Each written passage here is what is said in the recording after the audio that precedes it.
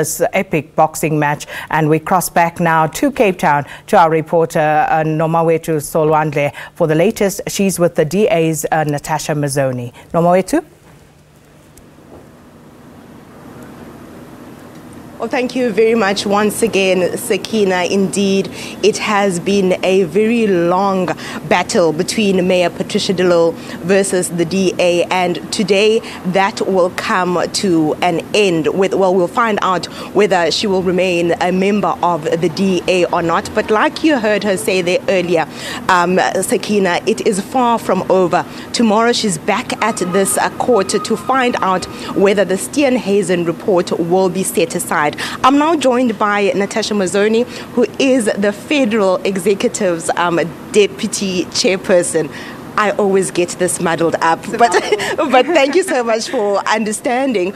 You know, I think with all the interviews that we've had throughout this case, you've always maintained that as the DA, you really want to wrap this up so that you can focus on the elections for next year.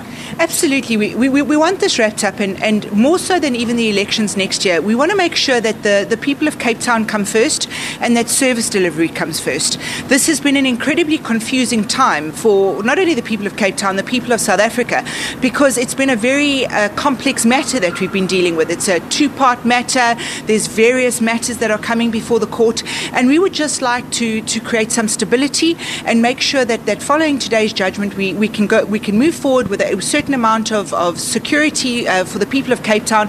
But what I can assure you is that the DA is putting the people of Cape Town first and service delivery first above any person.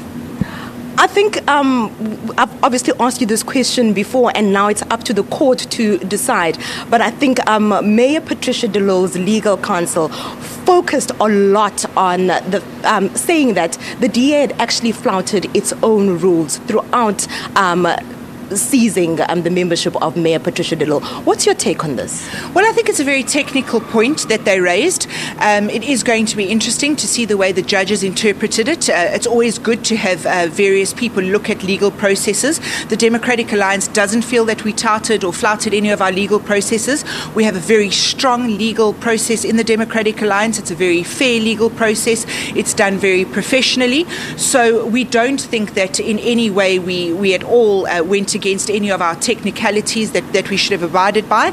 I think the focus needs to now shift from the technicalities to what the actual issues at hand are now.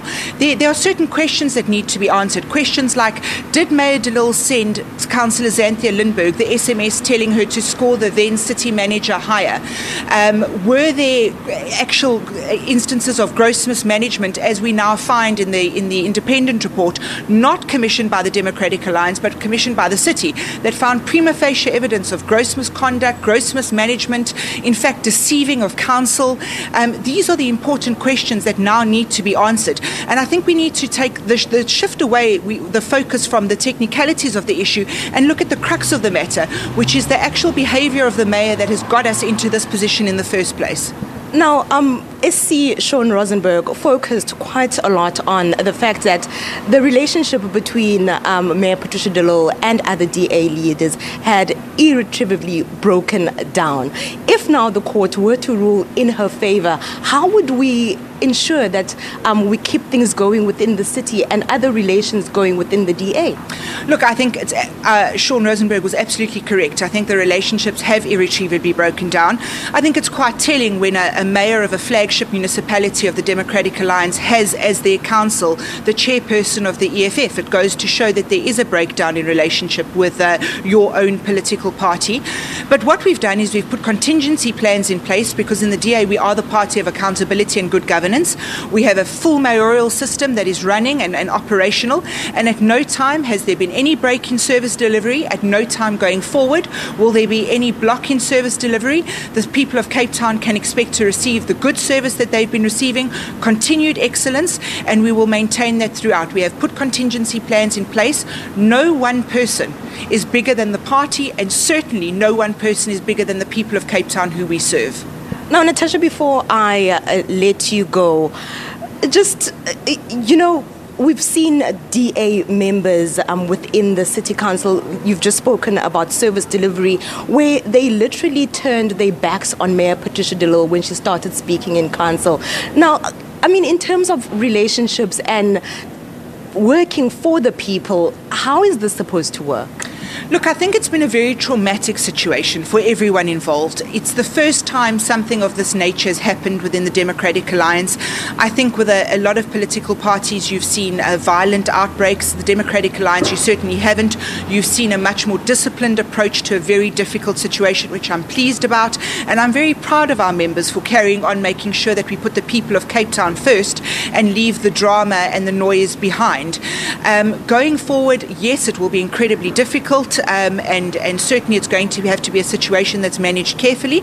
But I think the mitigating circumstances and the fact that we have these contingency plans in place, the fact that we are very, very strict with our discipline to make sure that service delivery comes first, that no one is more important than the people of the City of Cape Town, that will make sure that we can continue our service delivery and certainly make sure that Council continues to run even though we are faced with a difficult period. I know I said last question, but very, very last question. In an interview not so long ago with you and DA leader Mr. Bonginkosi Madikizela, he actually said that, you know, even the way she walks, the way she talks, everything that she's doing, it shows that she is no longer a member of the party.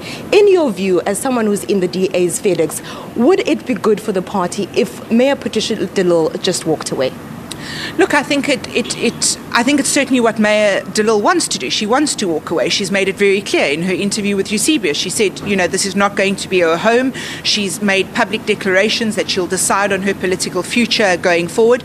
So certainly the Democratic Alliance will not be Patricia de Lille's home. I do think she should walk away. I don't think that it's good to involve the City of Cape Town in this drama. I don't think that it's good to make this whole issue about her.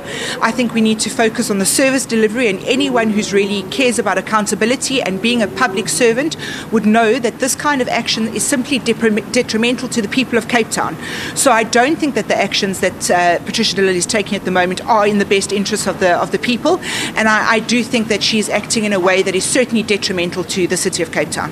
Well, thank you very much for your time. Well, that there was the Deputy Chairperson of the DA's FedEx, Natasha Mazzoni, telling us more information on why we're here this morning, how the relationship between Mayor Patricia de Lille and her party, the DA, has irretrievably broken down. So we'll find out later on this morning. Proceedings are supposed to start at about 9:30, and we'll find out whether Mayor Patricia de Lille remains a member of the DA or not. With that, it's back to you in the studio.